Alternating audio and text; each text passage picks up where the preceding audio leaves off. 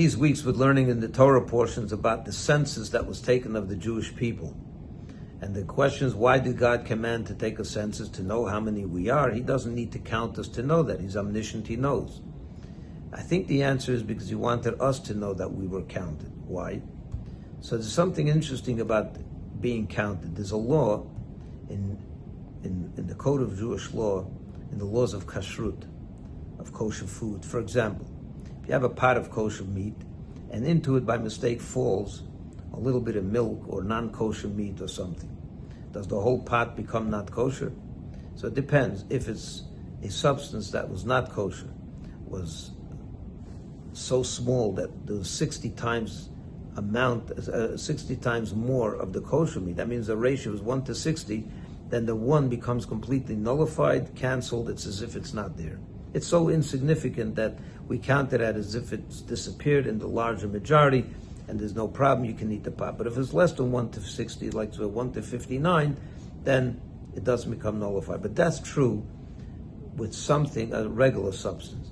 But when we're talking about something, for example, eggs, we know that eggs are bought by number, a dozen eggs, a half a dozen eggs, a dozen and a half, 2 dozen. It's bought by number.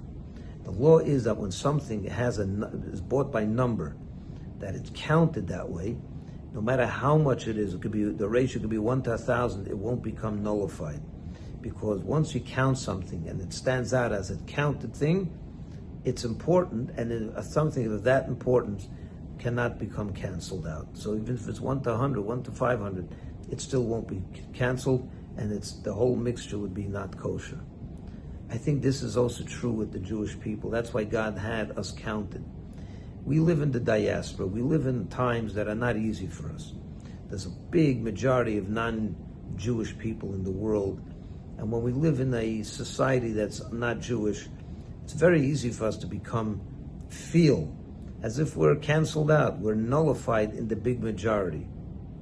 And that's important, that God tells us, no, you're not canceled out. There's no way you could ever be canceled out, because you became important by the very fact that you were counted. That's why God counts the Jewish people. He wants us to know that we became important that day, to the point, no matter where we are and which environment we live, whatever society it may be, you not only don't become canceled out, but you're so important that you can even influence the larger majority. And that's what Judaism, that's what it means to be Jewish. That it's an importance there. You have a number. You're counted by number.